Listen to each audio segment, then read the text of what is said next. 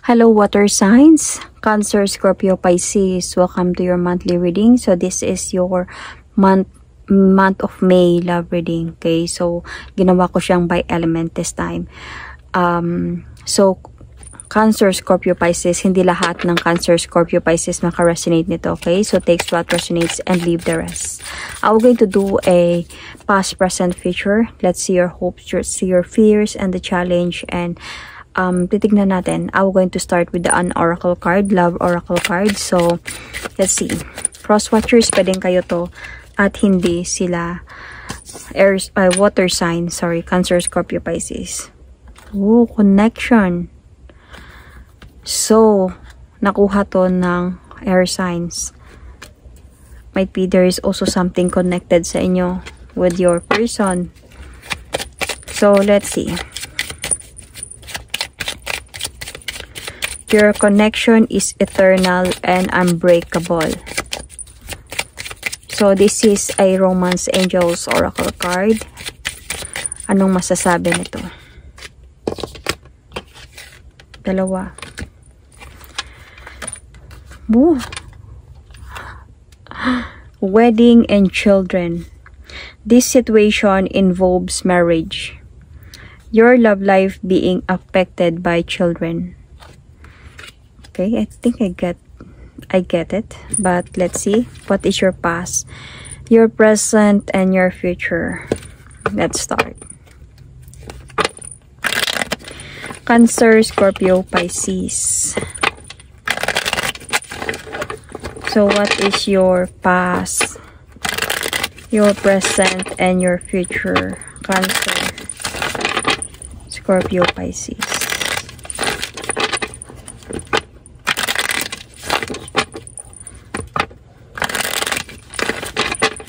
Cancer, Scorpio, Pisces. What is your past, your present, and your future? Cancer, Scorpio, Pisces. Your past, your present, and your future. Past.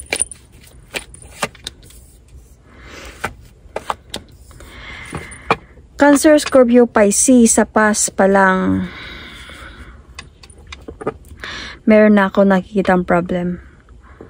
Okay? Sa past pa lang, I think meron ng clarity in the past na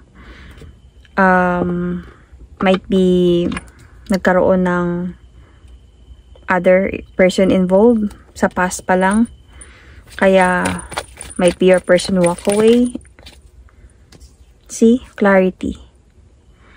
So, meron talaga ng clarity sa past pa lang. This is the moon card in reverse. That means clarity, nabunyag yung sekreto. So, nalaman. With the Sun card is the clarity. Might be nalaman na nagkaroon ng iba or maraming iba with an options here. 7 of Cups. Kaya one of you walk away calmly para wala ng gulo. Dahil nalaman na. So, let's see in the present. So, present situation. And the future.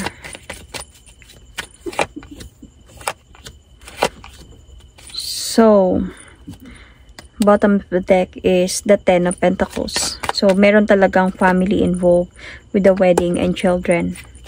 Marriage card is here. So, what is your hope here? Cancer, Scorpio, Pisces. What is your hope? Oh, you are hoping to have your freedom. And this is your fear.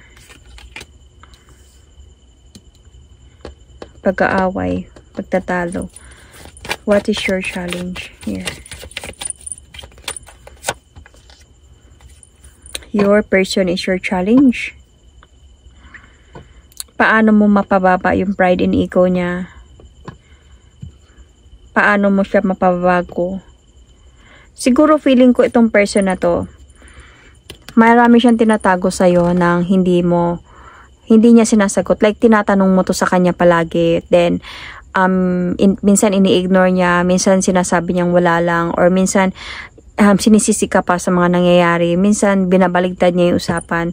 This person might be feeling ko kasi, kung sa harap siya ng tao, parang he or she is somebody na matinong tao talaga. Kumbaga, kung baga sa asawa, somebody na hindi gagawa ng maduming anything, you know, hindi gagawa ng masama, hindi gagawa ng madumi, hindi naloloko, somebody na very much sabi natin na gentle and sobrang na pagkatao. Yun siya yung sa harap, pero but he's not or she's not. So this is your challenge. Paano mo mapababa or paano mo siya paaminin na kasalanan ko, I'm sorry to beg you, something like that, because high yung standard nito. Parang siya yung tao na mataas yung tingin niya sa sarili niya, kaya nga ganun yung pinapakita niya sa mga tao. So sa past pa lang may mga ganito na kayo, may problem na kayong dalawa sa past pa lang. Pero minahal mo talaga itong person na to. Mahal mo siya, like unconditionally. In the present situation, this present situation right now, anyway, let's start. I will going to clarify, okay?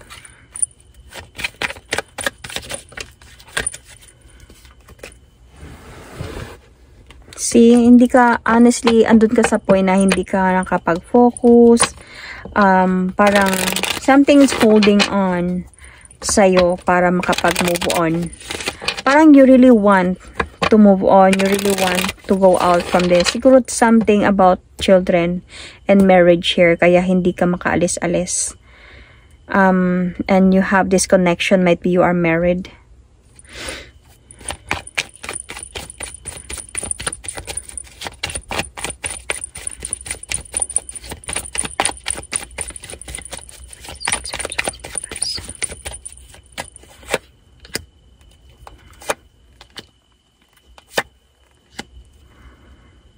So, sa past pa lang, meron na mga sleepless night dito. Hindi ka nakakatulog sa gabi thinking about this, overthinking about this actually.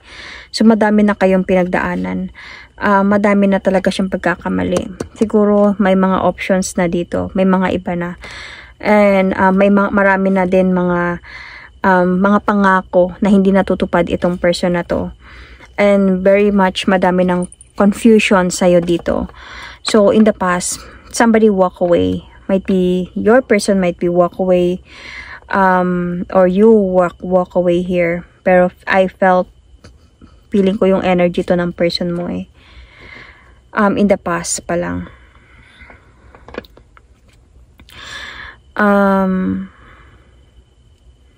Pero hindi naman siya umalis na gusto niya. Labag sa loob niya yung pag-alis niya. Ayaw niya lang ng gulo. Ayaw niya siguro ng abay. Siguro siya yung tao na hindi marunong, hindi siya marunong pagdating sa communication in terms of lalo na fighting.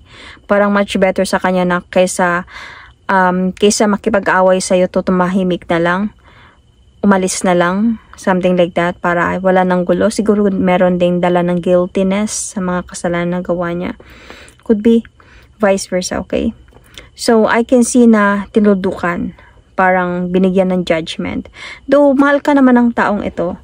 Mahal ka naman niya. Willing pa din nga siya to move forward towards with you, even in the past. But the thing here is, parang, sobra ng, hindi na talaga okay yung sitwasyon because of the clarity na nagkaroon ng iba.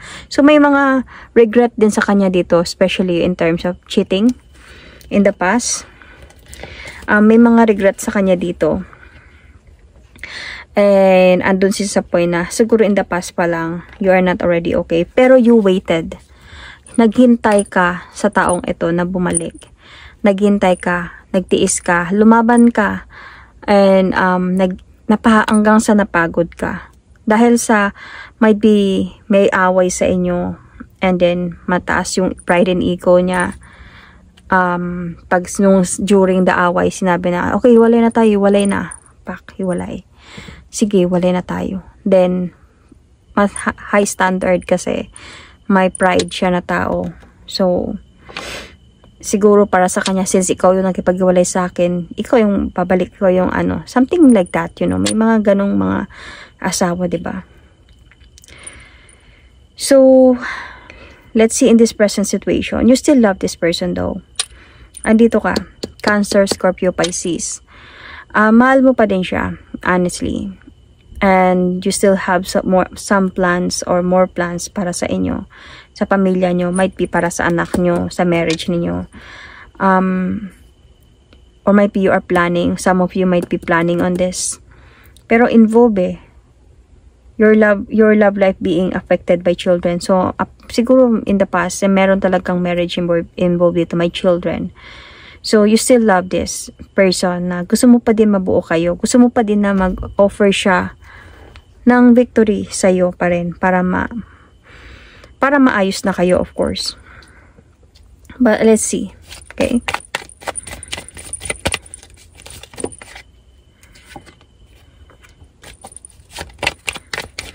Okay. I can see Libra sign.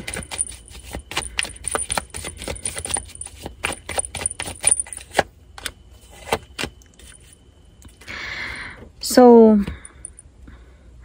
you're still planning. Minsan naiisip mo na ikaw na lang talaga yung makipag-usap sa kanya to gain your strength na to fix this pag-aaway ninyong dalawa. Dahil sa sobrang pagmamahal mo, might be sa pamilya mo, sa kanya, sa mga anak nyo, na gusto mong mabuo kayo. Gusto mong buo kayo. So, minsan you are thinking of this present situation na ako na lang, try ko ako yung mag-effort na ayusin namin to. Dahil sa madami na din kayong pinagdaanan. And honestly, madami ka na ding pagtitiis. Madami ka na ding effort na nagawa. And parang hanggang ngayon, parang gusto mo pa din na, sige ako na lang para maayos na ang lahat. Pero you felt confused. Nakita ko kanina yung Nine of Pentacles in reverse.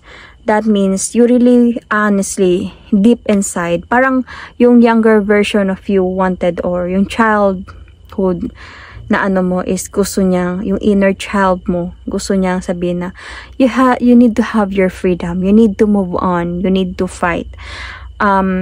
Pero hindi mo nagagawa yan dahil sa pagmamahal mo sa taong ito. Confused ka, gagawin ko ba to or hindi? Parang andun ka sa point na ganun. And feeling ko there's a lot of disappointments. You really want this person, see. You really want this person na maging matured enough, might be to be a father of your kids, para maging haligi ng tahanan, patatagan yung pamilya. Gusto mong isipin niya to Ito yung iisipin niya. Yung responsibility niya, yung pamilya niya.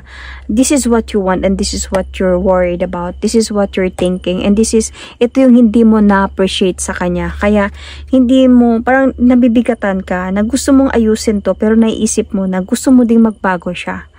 Gusto mo siguro munang magbago siya bago siya bumalik, or gusto mong siya mismo ang gagawa ng way, ipapakita sa inyo na nagbabago na siya. You know, pero nahihirapan ka dahil nga mahal mo siya. You are a water sign. So, water signs are very sensitive. Lalo na in terms of emotions. Lalo na in terms of love. Lalo na if you're in Scorpio. Scorpio, hindi madali sa Scorpio ang bumitaw. Lalo na pag mahal niya talaga yung isang tao. Hindi talaga siya bibitaw. Hanggat sa hindi talaga siya yung bibitawan. So, dito kasi may umalis pero hindi naman bumitaw. Parang umalis lang para walang gulo. Kaya, para kung you are the Scorpio here, para sa'yo, hindi pa yun ending. Hindi lang nagkaintindihan. Parang gusto mo pa din na babalik. Kasi Scorpio people, when they love, they really want that their partner is there. You know? Nandyan. Susundin sila. Parang ganun. Even Cancer sign. Ayaw nila yung ganito, na nagtitiis lang na malayo. Gusto nila yung i-clear mo sa akin, tayo pa ba or hindi, i-clear mo sa akin at gusto ko ayusin natin to. Because Cancer people are mostly sa kanila ay mga family oriented. Gusto nila yung buo yung pamilya. Gusto nila na may nanay, may tatay, may anak, kompleto. Ayaw nila yung hiwalay. So, even sa Pisces sign, sa Pisces naman, even though may pagka-duality sa kanila, but they are very sensitive. You know, may imagination yung Pisces. So, in this situation, if you're the Pisces, masyado kang nag-imagine ng maganda at maayos na pamilya, and yun yung gusto mong mangyari. Pero, nahihirapan ka na. Nahihirapan ka na dahil sa mga nangyari sa noon pa, nahihirapan ka na. Pero parang feeling ko sa ngayon, hindi ka pa talaga nagising sa katotohanan na kailangan makita mo yung worth mo. Kailangan alam mong deserving ka at kailangan hindi ka naghahabol sa asawa mo para mabuo lang kayo. Okay? Kasi sa inside of you, yung hope mo dito is really you want a freedom. Gusto mo na ng freedom. Gusto mo na makamove on. Siguro iniisip mo dahil magkasawa kayo, may anak kayo. Yun yung concern mo dahil sa sobrang mahal mo sila. So, but honestly, kung ikaw lang, you really want your freedom here. And this is your hope. You know, na makamove on ka na hindi mo na mararamdaman yung mga nararamdaman mo ngayon. So, and your fear here is yung mapapagod ka. Mapapagod ka sa away ninyo, mapapagod ka sa pagmamahal mo sa kanya. Paano pag mapagod na ako? Paano if I will going to surrender and give up on a fight and I will going to walk away? Paano na yung concern mo as your children and your marriage, your family na gusto mong mabuo? So, yun. So, ito yung challenge mo ngayon. Yung person mo.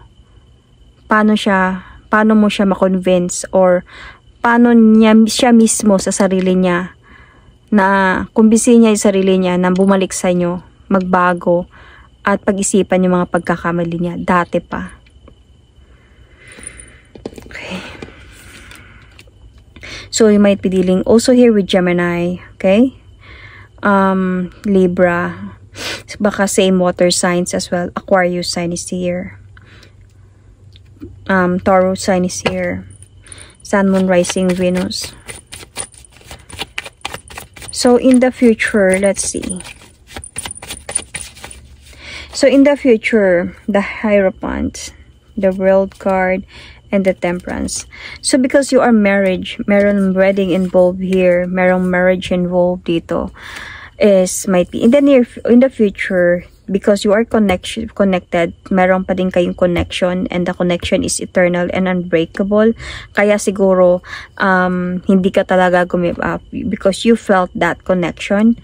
I can see kasi merong changes na mangyayari ito. Merong cycle na ma-end, meaning, ma-end itong cycle na hindi nyo pag-uusap, ma-end itong cycle na ganito kayo towards changes, good changes.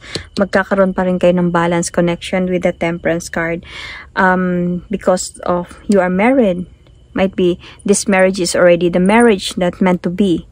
You know, because in the future, nakikita ko pa din na magkakaayos kayong dalawa. But let's see. Okay, I'm going to clarify the World card here.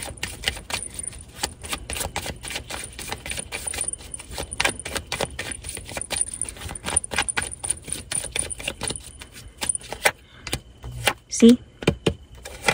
This person was going to move forward towards with you. Might be this person will going to transform or transition. Magkaroon ng transition sa buhay niya. Magbago siya or may isip-isip niya yung mga pagkakamali niya dahil siguro magiging matured na siya. And may isip niya na yung responsibility niya as merong children involved here.